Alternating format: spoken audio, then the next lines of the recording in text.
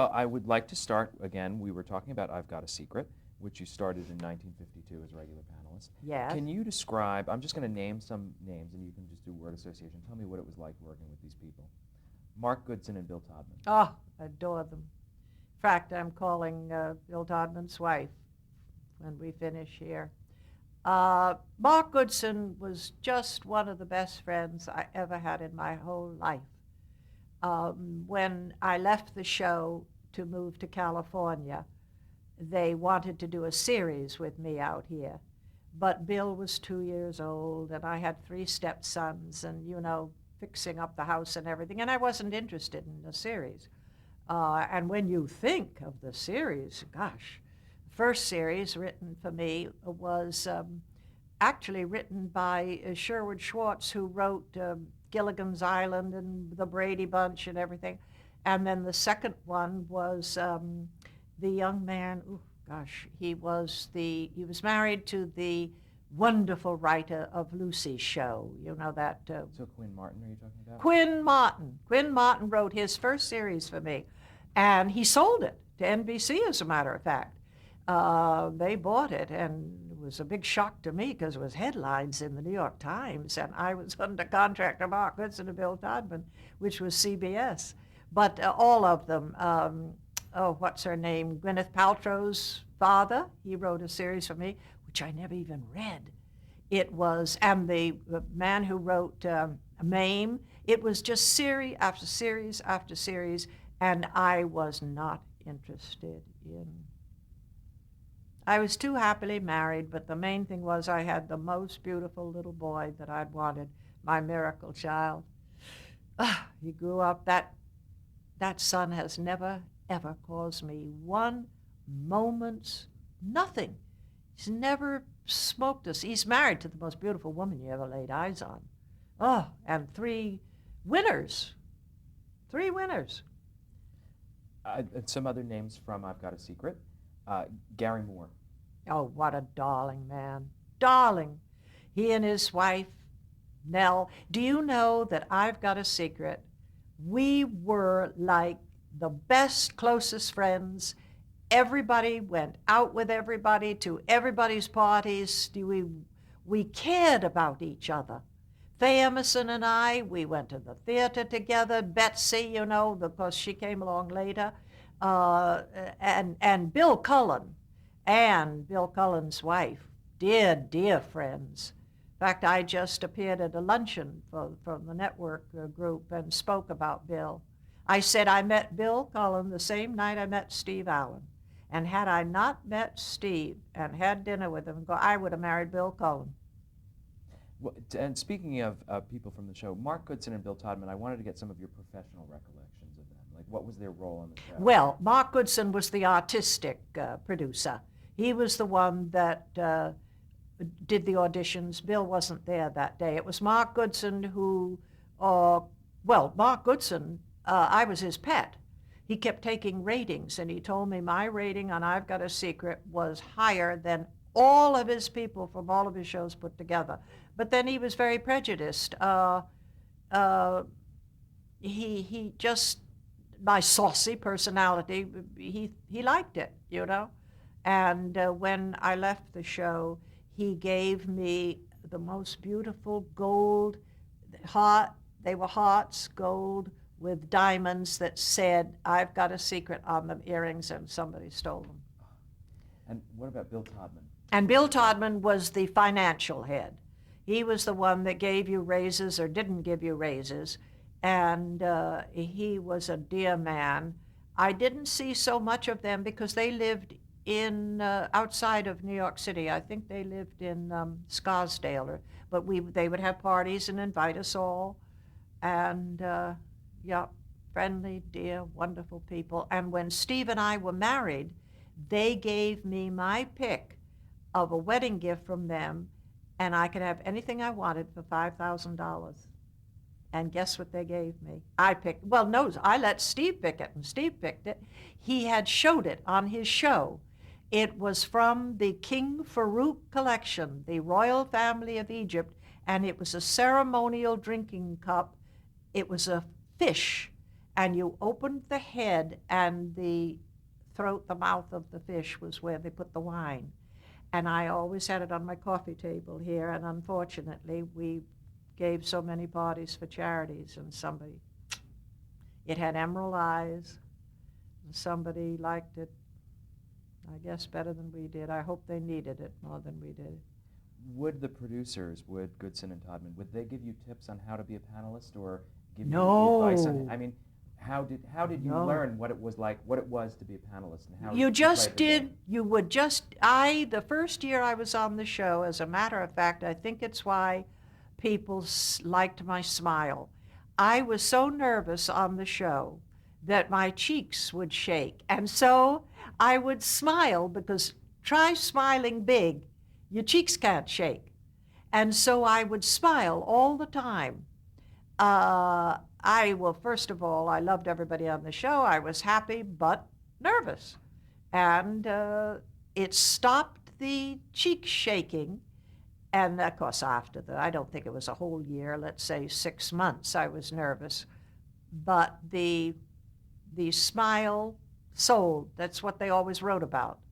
That and my earrings. And do you know why I wore the earrings? And I still have hundreds of them in the closet here. After the second week of the show, I borrowed an evening gown from a friend. The third week, I guess I blew my whole salary buying something on sale to wear. And I finally went to Alan Sherman and Mark and all and said, I can't afford to do your show anymore. I can't on $165. Now just think what we got paid. We were the number 5 show for the whole 7 years I was on that show. And I got $165 a week salary, for which I had to pay the government, my agent, the rent. I shared the apartment with Audrey. And buy an evening gown? No way. So that's what started giving credits. And they gave credits to, first of all, it was Bergdorf Goodman, and then a wonderful woman from Boston. She would come down once a month with a great big trunk full of clothes, and I could pick out 4 outfits to wear that month, and I could wear them after the show. I had the best wardrobe in New York. What were some of the most memorable secrets on the show, and some of the celebrity guests? What do you remember loving?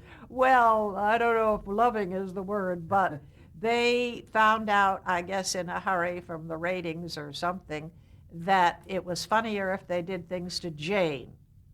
And occasionally they would do things to Henry, but never to Faye Emerson or Bill Cullen that I remember. It was me, number one. And because we all socialized together, they knew everything about me. And so once they knew that I was terrified of rats, the secret was they had a rat under Jayne's chair, but they never said in a cage. And when the secret came out, I screamed and jumped right up in the air, pushed Henry off his chair, and landed on his chair. Another time, we were going to Europe in the summer, and they knew that I had to have, you have to have inoculations to go into certain countries.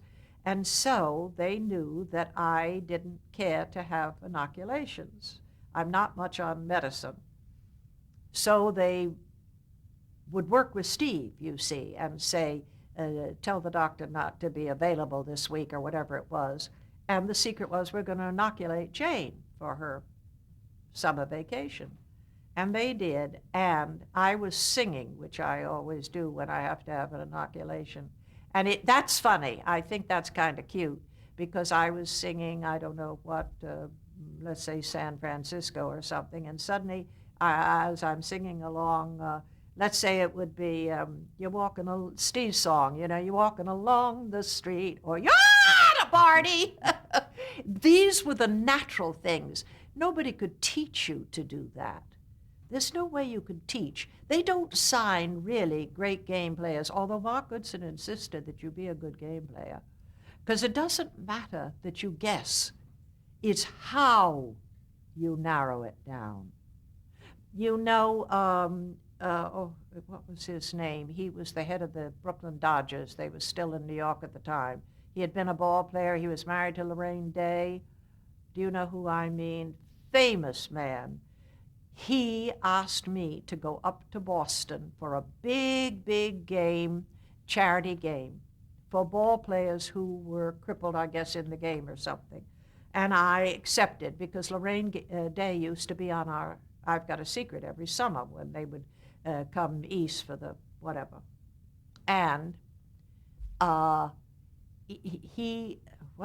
start to tell you these stories and you're smiling at me and I get lost. Now, what was I telling about? Going up to Boston. No, guessing. Okay. No, it's not good.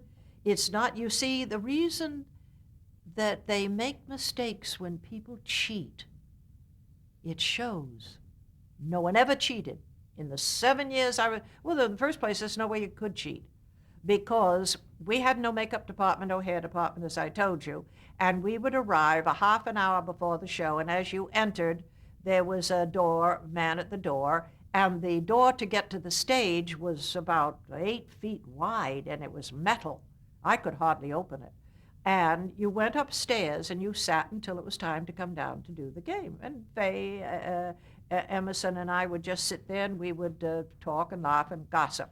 Well, when I went to Leo DeRocha, that's the band's name, when I went to Boston, this charity, these lovely, very wealthy women met me at the airport in a Rolls Royce, and they said, "Oh, Miss Meadows, the head of the Harvard Law School is so sorry he can't be here to this game tonight because he wants to meet you. He said you should have been a lawyer." And I said, "But my family are all lawyers. Even today, my nieces are lawyers. And I think one of my grandsons will be a lawyer." And she said, because he watches I've Got a Secret and he thinks it would be a wonderful game to have played at the Harvard Law School to teach the young lawyers how to narrow down. And he says Jayne Meadows narrows down like a lawyer. She should have been a lawyer. That's what made people like the game. It was not just funny. It was, is she going to guess it? Most of the time I didn't guess the answers.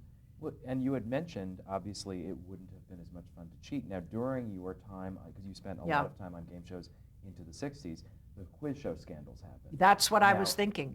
How stupid. Did that affect how life was like on the game quiz shows show around? Scandals came after Steve and I had moved to California, because I remember being in our office right here in L.A. when detectives came to the office to quiz us on whether or not there was ever any cheating. Now, at that time, I used to do a show that's on the air called, it's where there are 9 of them.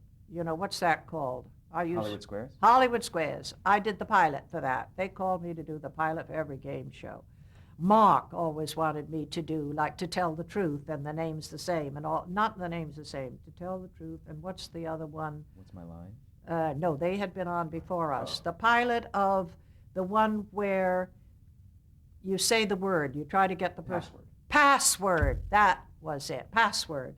And anyway, the detectives came in, and I was furious. I was doing the Hollywood Squares, and I said I wouldn't be on a show if they cheated. I would leave. Absolutely walk out and say I'm insulted that you would even ask me to try to do something like that, because it's not necessary. The main thing, if I were a casting director, the main thing I would look for if I was looking for a panelist is what Mark Goodson said about me: commercial personality. Did you notice security get tighter, though, at that time, that they would, make sure that no one could cheat on any show? I don't know, because when I did, I was not a regular, but I would go to Florida every year. They would take me to do Hollywood Squares, and I did the pilots for that nice man, that produced it. No, and I told them, 7 years on I've Got a Secret, Mark Goodson would run you out of town if you tried it. No. And how stupid they were, because that was such a successful show.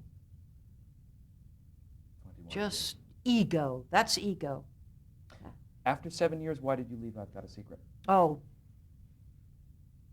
I've never said this before, but I believe it was Steve, my reviews on the gazebo were as if I had written them.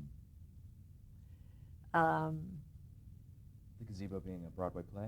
Broadway play. And actually, I could have, commuted. But the thing is that Steve, I had been getting such wonderful reviews, and Steve came to California and decided overnight. He had a reason in that he had his 3 sons, by his first marriage, were living out here, and he had to go back and forth. But he jeopardized his own career by the move. And he bought this house. He knew I would never move back here. After all, I had fled Hollywood to go back to Broadway and ended up in television. But when I knew I had to move out here, I said, I will do one more Broadway show. And I told the Morris office, and the one that they all came up with wouldn't have been my choice, I don't think, although it was a big hit, ran 2 years. And I did it, and Brooks Atkinson wrote the reviews like I wrote them, and so did Carr, and I thought, well, I'll do one more thing. And when we moved to California, Bill was 2 years old, and I thought I'll never go back to Broadway, and consequently, I'll just make that my life out there. And then Mark and Bill sent for me, when I told them I had to leave, and they said they had an office in California and wanted me to do a series for them. And as I told you, I just wasn't interested in a series and ended up doing movies again. But it was a big decision, and every time I went back to New York, I did the show. I was either the guest of the week or I was on the panel, and they wouldn't sign poor Bess Meyerson for 2 years. Now, was that also the time were you commuting when you were on What's My Line, also as a recurring player? Every time I went back to New York, I would be on something of theirs. I was either the guest of the week or on the panel a lot. In fact, they would call me whenever Arlene, seemed to me it was when Arlene would be doing something, I don't know what. But, yeah.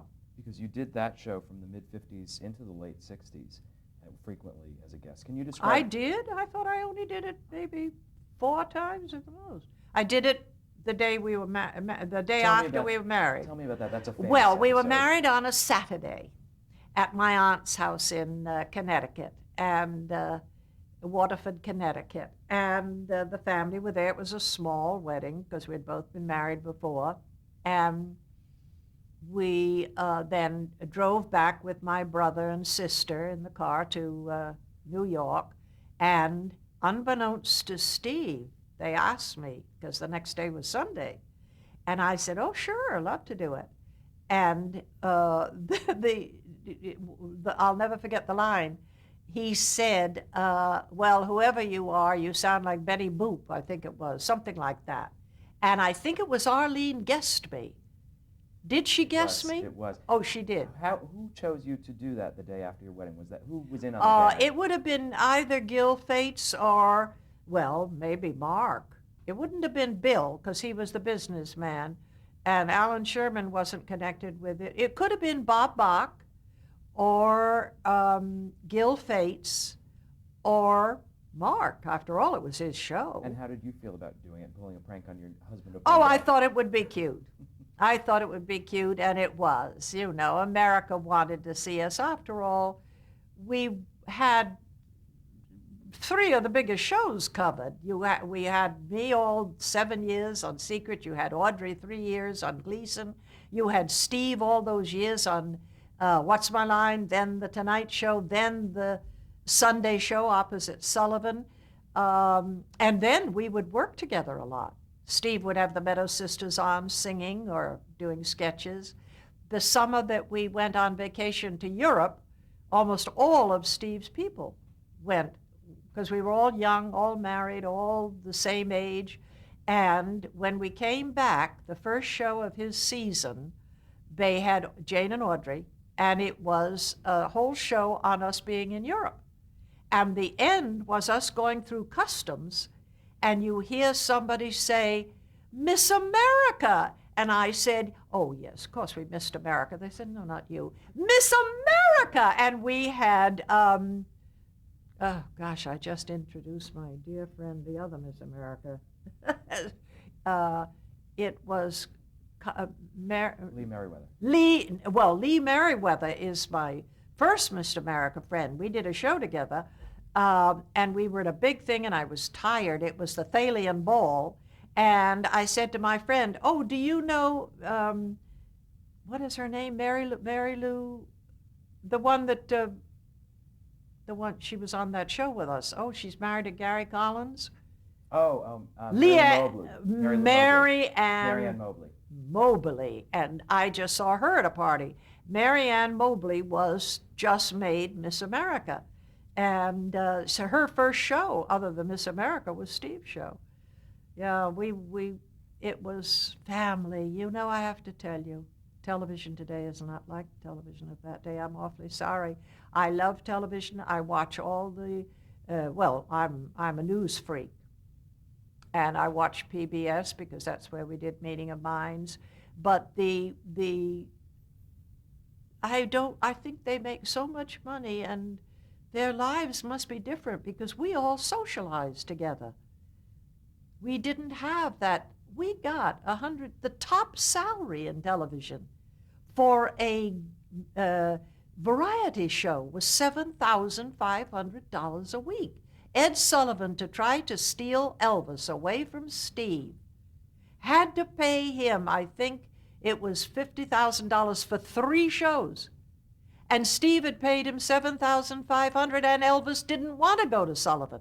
Begged Steve to keep him on as a regular. But Steve had Steve and Edie, our darling close friends, and they were brilliant talents. Why would he fire them? And nobody knew Elvis was going to be as big as he was. He was under contract to RCA Victor, same time Audrey and I were. I gave him his first big hit because Audrey and I wanted to do an album of college songs, and RCA Victor didn't go for the idea, and I sang the song of my brother's college for our piano player, and he went back to RCA Victor, and I said to him, tell them they don't have to pay a penny for it. It's public domain. Steve will write the lyrics. And it was, as a blackbird in the spring, 'neath a willow tree. Love me tender, love me dee-da-da-dee-da-dee. Orally is what it was. You know Wesleyan. Mm-hmm. That was their college song. And Elvis heard it and says, the most beautiful thing.